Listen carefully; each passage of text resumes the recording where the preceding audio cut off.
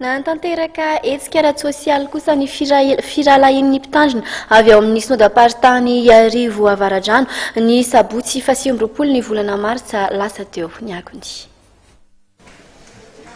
Ny mpitandrina FJKM rehetra ao anatin'ny synodam-paritany 7 dia manana ny antsoina hoe firalahin'ny mpitandrina.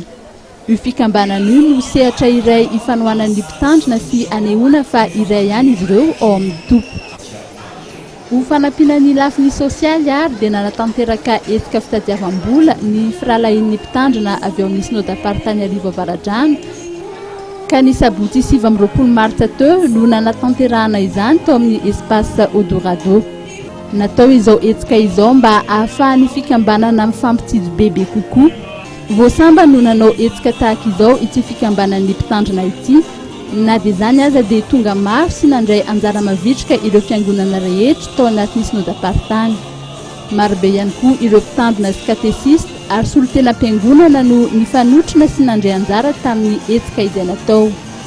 Ny tarika mpitondro no nanao ny fanentanana ary nanampy azy ny groupe artistique izay ao anatin'ny firalahin'ny mpitandrina ihany. Ity hetsika androany natao ity zany dia natao hetsika ho an'ny sosialy ny firalahin'ny mpitandrina arivo avaradrano.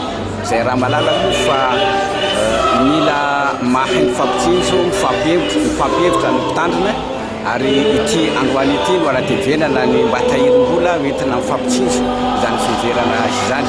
Dia isaorana manokana eto riavana ny tompo noho ny fitantanany magaga ka nalavorarina ity fotoana androany ity fiara-misakafo moa ato anatin'ny firalahiny.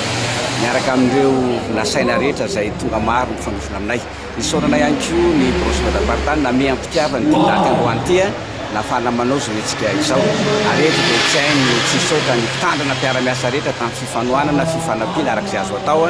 Dia isaorana koa isika fiangonana manontolo manerana synodam-paritany fitandremana rehetra ary ny havana mantsakaiza nanohana ny mpitandrina tamin'izao hetsika sosialy ny firalahin'ny mpitandrina izao.